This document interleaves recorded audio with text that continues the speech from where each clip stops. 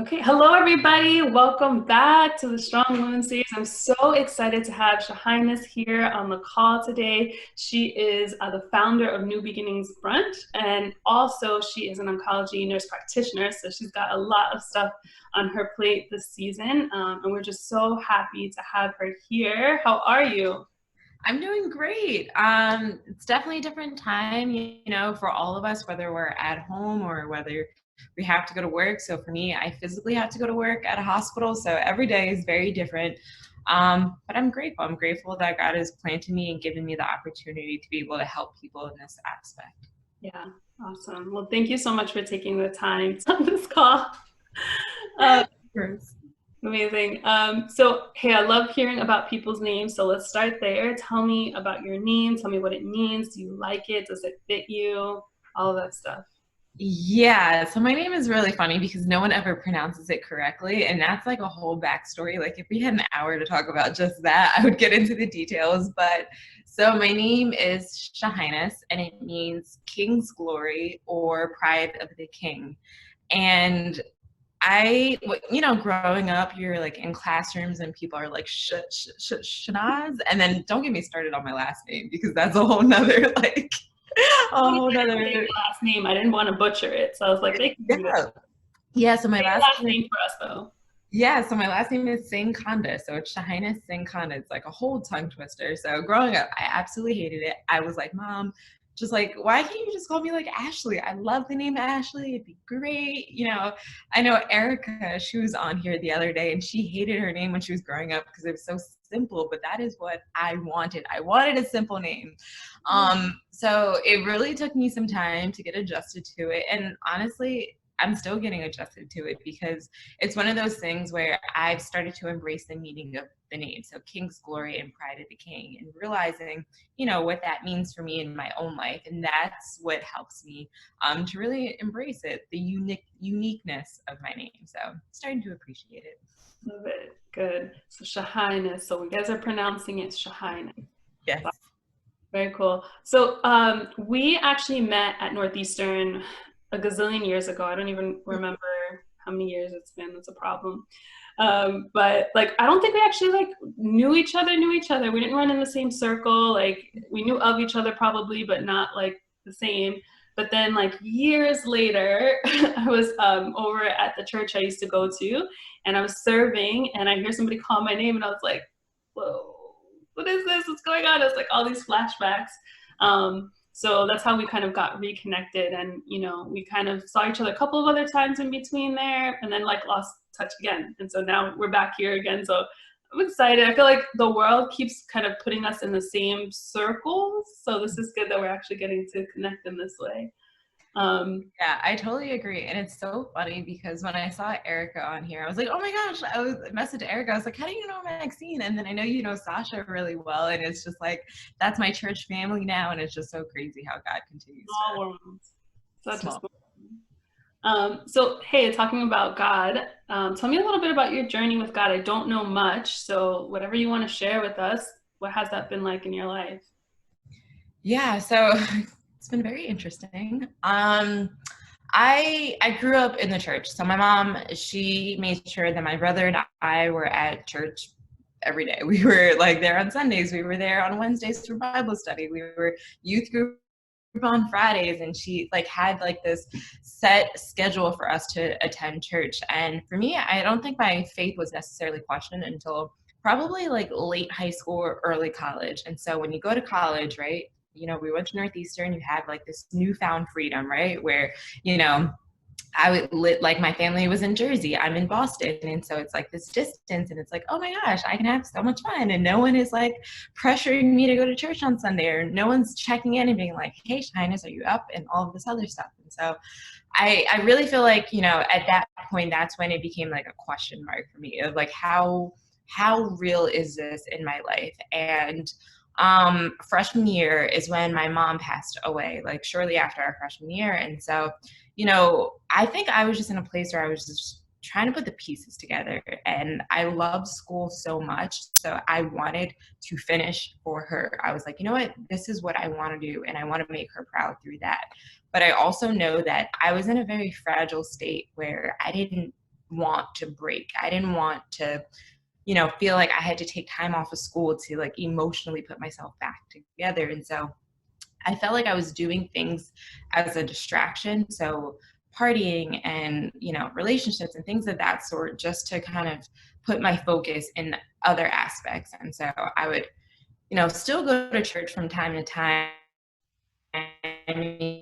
go to like Jubilee in Boston or like Morning Star, but they were so far from campus that you make excuses. You're like, oh, it's kind of far. God knows my heart. I still pray. I still read the Bible, and, continuing to make excuses for, the lifestyle I was living. And, that continued after college. And then, there's no real excuse then because I had moved back to Jersey. And so I didn't really have an excuse then of why I wasn't attending church. And I would still, frequent from time to time, but that relationship aspect with God, it wasn't there. And I think I was just in a fog. If I had to describe it, I was in a fog.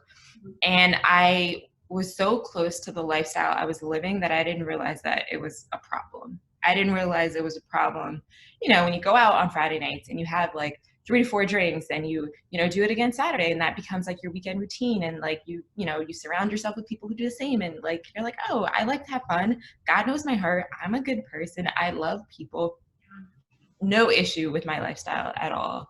And that continued probably like throughout my 20s. And you go through different relationships and here and there, and it was a journey that it was hard. And I knew that I was searching for something, but I just couldn't pinpoint what I was searching. So, when we ran into each other at a church in Jersey, it was, I was looking, but that was the first time that I was introduced to a Christian community in that aspect. Because in my mind, I thought you had to be, like older. You had to be older in order to have that type of relationship with God. Like young people, like God doesn't really care about them and their, their relationship in the sense of, you have to, really believe in everything else, and you have to like accept God in your heart, and your lifestyle has to reflect that. I thought that it was a matter of that's what people do when they're older. And now that I'm in my 20s, now that I finished college,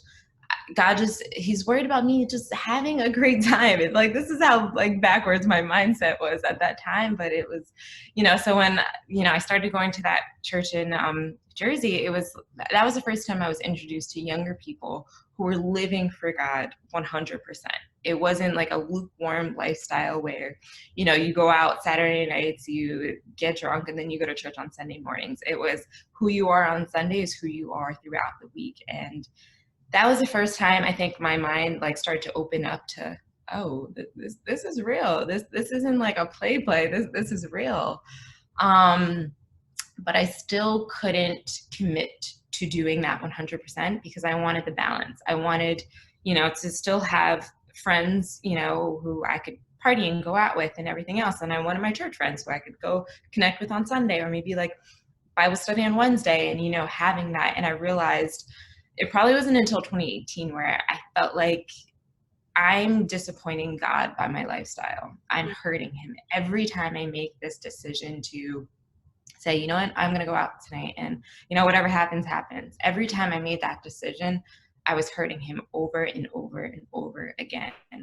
And it was hard just because, with the mindset of, God doesn't necessarily care about our relationship when we're young. I knew that wasn't true because I know that people don't live forever. My circumstances in life have shown me that, right? Because my brother, 30 years old, completely healthy, out exercising one night, got hit by a car and died on site. Like, I know it's not forever, that we live forever. I know that that's a lie. And realizing that, like, we don't have forever to get it together. We don't have forever to say, you know what, I'm going to get my things in order tomorrow, but today I'm going to live for today. It's like, no, like this became a mentality for me of, Shahnaz, if you want to go after everything that God has called you to do, if you want to live for him, then just do it. Don't make excuses for it. Don't pretend like just because you are young that God doesn't care about your lifestyle. No, he cares. And I realized I was hurting myself. not only hurting myself, but hurting him through those decisions that I was making day in and day out. So 2018, I finally got it together. I saw the burning bush and I was like, all right, God, I hear you. I understand that this isn't a lifestyle I can continue to live. I don't want to live this lukewarm lifestyle and pretend that these distractions don't hurt me. These broken relationships are just a thing that I entertain. You know, I love myself more than that. And I know you love me even more than that. So I got rebaptized in 2018, and that's when I recommitted my life to God. And it's been such a journey, and I'm so thankful for it. So awesome. I love that. And I think that is a story that so many people can relate to, you know, like having that grounding and then going away to college and having all these competing kind of factors and really not having a foundation. I know that was definitely something I struggled with as well. I grew up in a Christian household, but I didn't have a strong foundation of what relationship meant. And so you get to college and everybody knows more than you, everybody's questioning you, everybody has more information, and you're like, I don't know about this thing anymore, you know. And so you start to live this other life. So I think other people can absolutely relate to that.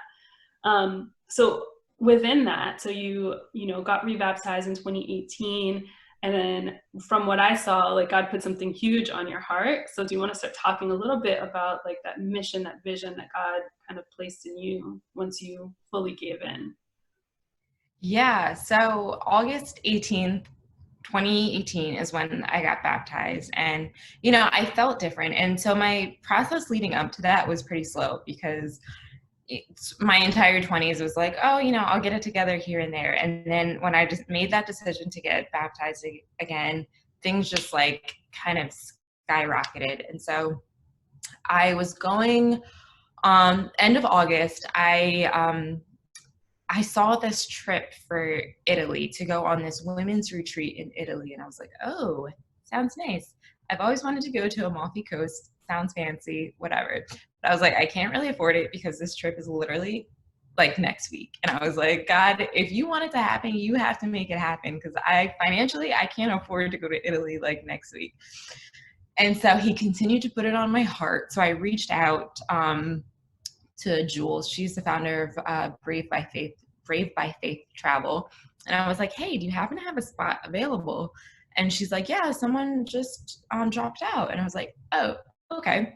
Again, God, I can't afford to go. So I don't know why you had me reach out to this person. And so I started to pray about it, and he completely opened the door, like in all aspects. And so I was able to go on this retreat, and I was able to have some quiet time with God, and you know, in a new way that I was really like experiencing. Because mind you, I had gotten baptized 2 weeks ago before this trip had happened, and so I'm here in Italy with a group of Christian women, and this is also new for me because, you know, the relationships that I had before in terms of friendships, like I love them.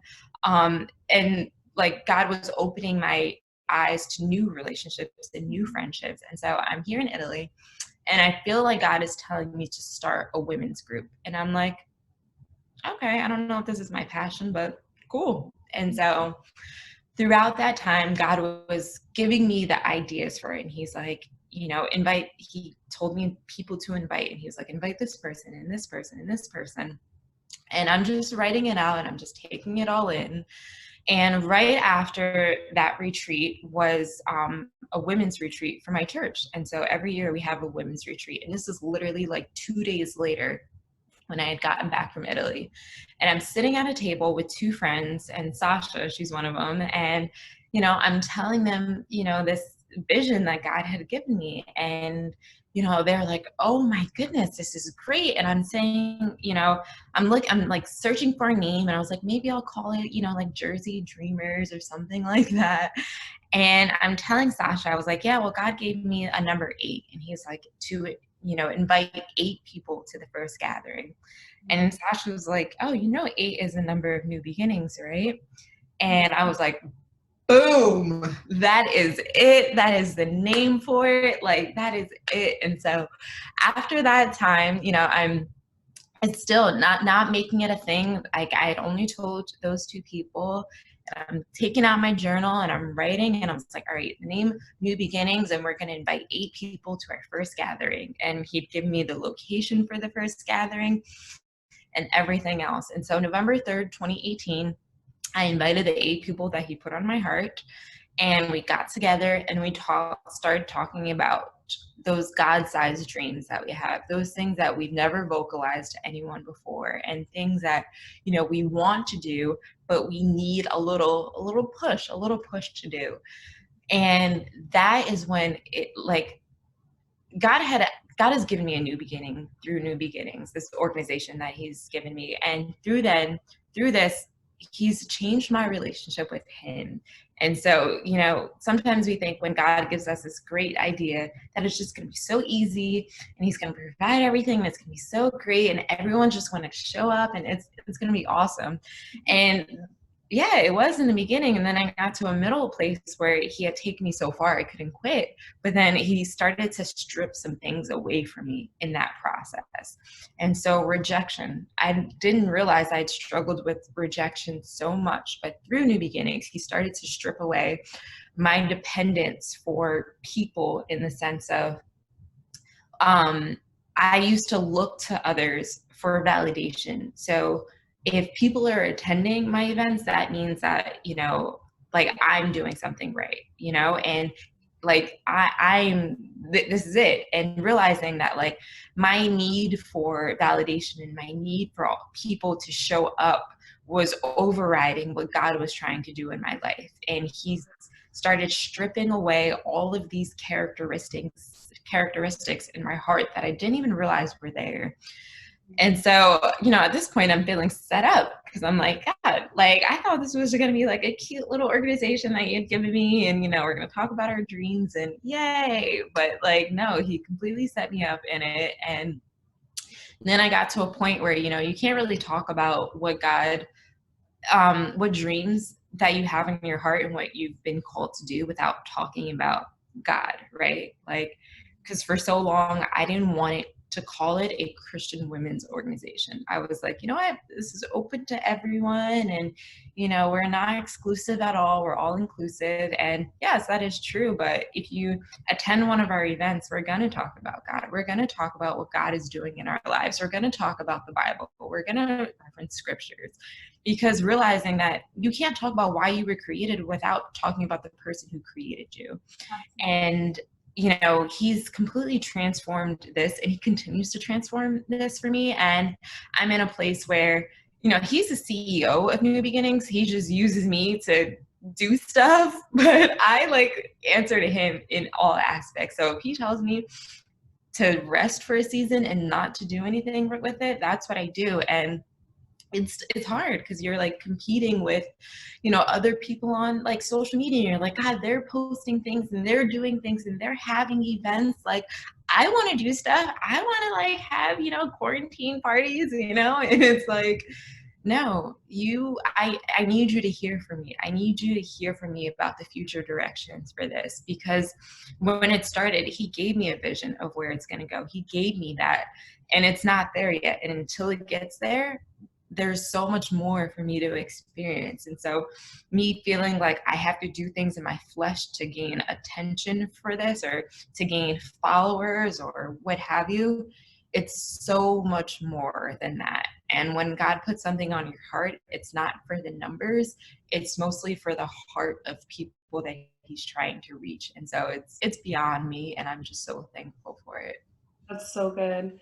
I can definitely relate to that as well. Like, looking through, and like, you know, I have a couple of organizations I'm with, Bravely Rise and then SWAG, and the same thing, like waiting for a direction on God, and also like seeing everything that's going on and thinking like, man, maybe I should be doing like a Bravely Rise retreat online and all this. But it just kept coming back to like the vision, and like, God hasn't told me to go. It's more me watching what other people are doing and being like, ooh, I need to do something. I need to do something. But it's like, no, you don't. You need to just sit and rest. There's something else I need you to pay attention to in this season. So do that.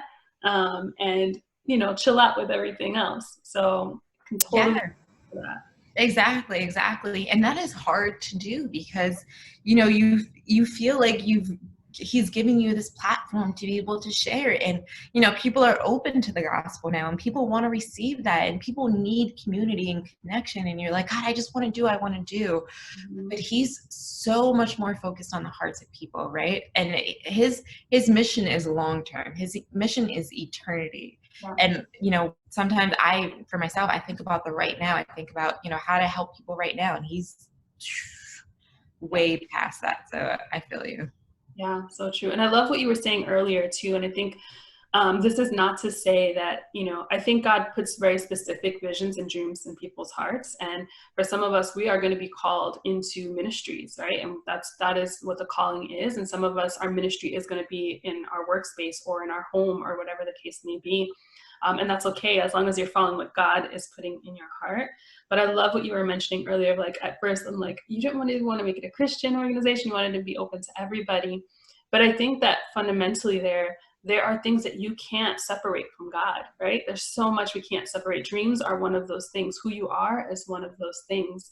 With my organization, with Rise, the same thing. I was approached to do this in schools, right? But in order to do it in schools, I was going to have to take out the Christian component. And so it was going to be, you know, Christian-esque, but I couldn't directly mention God. I couldn't directly use scripture. And to me, it's like, you don't heal completely without God. So that's something that got wiped off the table. And I kind of like took a step back because I had to be obedient to what it was, even though being in schools would have allowed me to touch way more people, but it's about exactly who God wants you to touch with whatever that dream or that vision is, not about reaching every single person. So I love that you said that. It was great. That was Wow. Yeah. Wow. Yeah. That's a good point. And, you know, you come to this crossroad where you're like, okay, do I follow the route that will bring me more people and bring more attention to the organization and do all of that? Or do I follow the direction where, you know, is unknown, is uncertain, but this is where God is calling you to? And deep down in your heart, you could go this way, but you know that you'll end up at a dead end and it won't be successful in the eyes of God. And, you know, it's hard, but I feel like in our lives with whatever we do, we'll always come to that crossroad and, you know, with whatever, and you always have to choose the way that God is calling you to, because while it's uncertain and while it's unknown, you know, our certainty can be rested in God. Our certainty can be knowing that God is a promise keeper. So if he gave you this vision, it's not in vain, and that he sees way more than we see right now. So I love that. Tell us, like, if you were gonna give us like a little summary of New Beginnings Brunch, so that, like, what is it? How can people get involved? What is that? Yeah. Yeah, so New Beginnings is a women's organization. So we talk about those big dreams that God has planted in our hearts, those visions that for our lives, but centered around community. So centered around the community that God has placed us in, and talking about God, what God is doing in our lives, what we need support for, what we need assistance for. In addition to that, we have a community aspect where we have a community fund that helps women that are in need, helps women that are starting off businesses that need some assistance. And so, you know, it's a multifaceted organization that God has blessed me with. We host quarterly brunches, you know, pre-quarantine. And then we also have an annual conference that is in September. And so through that, you know, we have cohorts in different locations. So we have a couple in New Jersey, New York, Connecticut, Pennsylvania, and we're just starting to grow in different areas. And so those cohorts of women, the foundation is really for women to connect and talk about, you know, everyday things that they're going on in their lives, have people hold them accountable for their goals, share scriptures and prayers, and really help you take it to the next level in all aspects of your life, with your relationship with God, with business, with whatever. And so it started off with, you know, women who were business owners or who thought that they wanted to own some sort of business. Now it's women with a dream. And we all have dreams. And if you don't think you have a dream, you just haven't realized it yet. And, you know, God is going to speak through you for that. And so, you know, we all have this purpose. We all have this reason that God has brought us here for this earth. And so we talk about it. We get real, we get raw, emotional, but it's been incredible. So if you wanted to get connected with New Beginnings Brunch, we have a website, newbeginningsbrunch.com, or our Instagram, new_beginnings_brunch, as well as Facebook, which is the same. Love it. Awesome. And we'll make sure to put the links in the video as well so people can get connected to you. Awesome. So, I mean, there's another part of you, and I don't know if you want to share with that, anything about that, but there's a whole nother aspect to kind of what God is calling you to do. So do you want to talk about that briefly? Yeah. So, with my, well, I have a couple. So one is, so in 2015, God had called me to go back to school to become a nurse. And, when I was at Northeastern, I knew I wanted to do something healthcare related, but I didn't know exactly. So I was in this like searching place after college. And then when my brother passed away in August of 2014, that was when a light bulb had clicked off. I was like, you know what? Our dreams have expiration dates. And from 2011, when I graduated Northeastern, to 2014, I kept talking about, I want to go back to school. I want to do this. I want to do that. And like people would see me and they were like, you've been talking about this forever. Like, when are you just going to do it? And when JJ passed away, I was like, you know what? I'm just going to do it. So I applied to nursing school with like 2 days left on like the expiration date for the application cycle, submitted all my letters. I ended up getting accepted. And so I did a combined program that was a registered nurse and a nurse practitioner program. And so I finished that in like 2.5 years. And now I'm working as an oncology nurse practitioner. So patients who have cancer, treating them and, helping them throughout the trajectory of their illness and just supporting them. So it's been phenomenal. I absolutely, absolutely love it. I wouldn't trade my career for anything in the world because, this is something that God has put in my heart to help people. And watching my mom, she was a nurse, and watching her just like, not just help people, but she was part of a family. Her patients were family to her, and being able to, laugh with patients and, talk to them about, their lives and things that they're going through outside of their cancer is amazing, just because you realize that this is family. And so when I see my patients at work, it's like, you embrace them very differently. And so it's been awesome. Right now is challenging because of the current pandemic, but it's been really, really great for me to be able to help people in this aspect because, a large part of my life was loss, with my mom passing away and my brother passing away. And, when you face tragedy after tragedy, you begin to question, like, God, is this all there is to life? But then helping people on their journey of illness and realizing that, this isn't it. Like, God has given me a unique gift to be able to help people, to help them so that they can live and that they can experience life. And through that, in addition to, the medical aspect of it, he's given me this support group that I've started through my church called Grieving with Hope. And, that's become a big mission of my life, of helping people grieve effectively and normalizing the grief process and normalizing death, because it's something we don't really like talking about. When people talk about people passing away, it's like, ooh, I don't want to touch that subject. I don't know what to say. This is really awkward. I'm going to pray for you. Bye. Like, we don't know what to say. We get so uncomfortable with death and dying. And, through this support group that he's given me, I've been able to host it regularly on Monday evenings and talk to people. What has your life been like after your loved one passed away? What is that like for you? And, what is your new beginning? Because we all have a new beginning after loss, especially. And through my own loss, God has given me a new beginning through so many aspects. And I'm so excited to see what he's going to continue to do through it. So. Wow, that's incredible. I love how you were able to take all those circumstances and allow God to use them, and that's so incredible. I'm so proud of you for everything that you're doing. And just keep doing it. Just keep doing it because I know you're touching so many lives. We're going to close here, but before we do, quickly, do you have anything you're reading, listening to, watching that you think would be really good for people to know about? Yeah, so I actually started reading this book. It's called God's Power to Change, and it's Healing the Wounded Spirit. And it's a transformation series by John and Paula Sanford. And this book has been really instrumental in my life, and it really, talks about that spiritual recovery after trauma. And we don't realize that, after trauma, our spiritual walk sometimes get a little hurt, a little injured, and what does that look like? And so for me, this book has been instrumental.